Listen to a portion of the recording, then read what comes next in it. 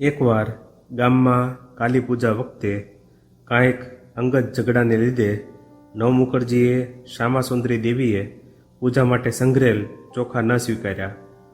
ભક્તિપૂર્વક બહુ પ્રયત્ન કરી શ્યામાસુંદરી દેવીએ પૂજાના દ્રવ્ય તરીકે આ ચોખા ભેગા કરેલ, પણ બીજા માણસની નિર્દયતાને કારણે દેવીની સેવામાં કામમાં ન આવ્યા. તેથી તેમના મનમાં ખૂબ દુઃખ થયું ને આખી રાત રોતા રોતા વિતાવી અને કહેવા લાગ્યા, મેં માં કાલી માટે આ ચોખા ભેગા કરેલ, પણ તેઓએ તે ન લીધા. હવે કોણ ખાશે?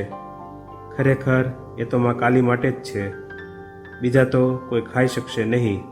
તે જ રાત્રે સ્વપ્નમાં એક દેવીએ આવી એમનો વાંસો થાબડીને તેમને ઉઠાડ્યા. આંખો ખોલી શ્યામાસુંદરી દેવીએ જોયું કે લાલ વર્ણના એ દેવી દરવાજા પાસે પલાઠી વાળી બેઠા હતા ને કહેતા હતા, તું શા માટે રડે છે? કાલીને માટે જે ચોખા છે તે હું ખાઈશ, શા માટે ચિંતા કરે છે? શ્યામાસુંદરી દેવીએ પૂછ્યું, તમે કોણ છો? તો દેવીએ જવાબ આપ્યો, હું જગદંબા છું, જગતધાત્રી રૂપે તારી પૂજા સ્વીકારીશ. બીજા દિવસે શ્યામાસુંદરી દેવીએ માતાજીને કહ્યું, અરે શારદા, રક્તવર્ણ અને પલાઠી વાળીને બેઠેલા દેવી કોણ હોઈ શકે? માતાજીએ જવાબ વાળ્યો, એ તો જગતધાત્રી જ હશે. નાની માએ ત્યારે કહ્યું, હું જગતધાત્રીની પૂજા કરીશ. આ દેવીની પૂજા કરવાની વાત એ જ્યારે ત્યારે કરવા લાગ્યા. એમણે વિશ્વાસના કુટુંબ પાસેથી લગભગ 5 મણ કમોદ મંગાવી. તે વખતે નિરંતર વરસાદ પડતો હતો. નાની માએ કહ્યું, માં, તમારી પૂજા કેવી રીતે કરું? ડાંગર સુકાવી શકતી નથી.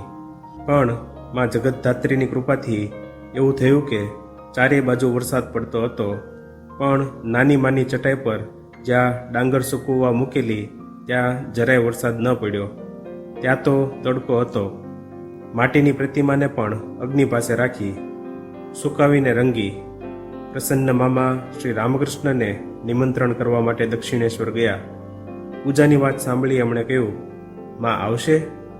બહુ સારું, પણ તમારી હાલત તો ખરાબ હતી. મામાએ કહ્યું, તમારે આવવું જ પડશે, હું તમને લેવા આવ્યો છું. શ્રી રામકૃષ્ણે જવાબ વાળ્યો, હું તો ત્યાં આવેલ છું એમ માની લો ને. સારું સારું, પૂજા કરો, તેમાં તમારું કલ્યાણ જ થશે. દેવી જગતધાત્રીની પૂજા થઈ. આસપાસના ગ્રામજનોને આમંત્રણ આપવામાં આવ્યું. સૌને બરાબર પ્રસાદ પણ આપવામાં આવ્યો, પણ એટલા ભાતથી જ પૂરું થઈ ગયું.